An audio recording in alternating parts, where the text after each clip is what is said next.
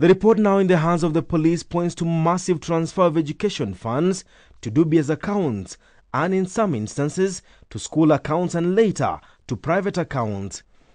A team of 5 banking fraud police investigators has been at the Ministry of Education headquarters since last week when the government owned up that corruption had claimed billions of shillings. It is now emerging that police investigators drawn from the Criminal Investigation Department have set up base at Bima House in the city, while another team has been set up and will be dispatched to various district headquarters to track down senior Ministry of Education officials into whose accounts the colossal amount of money was diverted to. The team is perusing hundreds of bank accounts and numerous cash withdrawals that have been traced back to the Ministry of Education headquarters.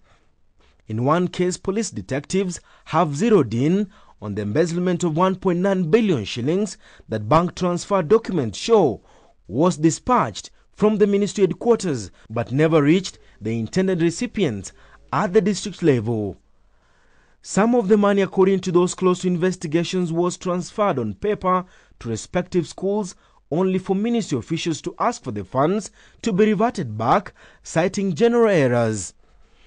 Another team of detectives is working closely with the leading bank in the city, where most of the money from the Ministry of Education was wired to for onward transmission to respective schools across the country. Education Minister Sam Ongeri has come out fighting as calls on him and his permanent secretary, James Ole Kiapi, and the former PS Karega to resign intensify. We know there are 3 people. The minister must sign, the permanent secretary must sign, and the chief finance officer must sign. So you cannot look for the small fish. People must take responsibility. The language and the signs are clearly written on the wall.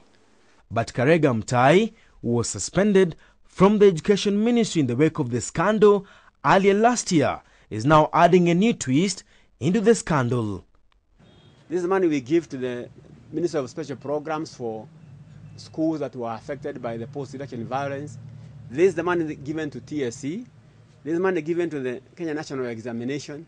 And part of this money is the money given to Department of Defense that built schools in the hot places in Rift Valley in preparation for the return of the families back to the farm. The focus now shifts from Jogo House to Bima House, where police investigators have now set up base.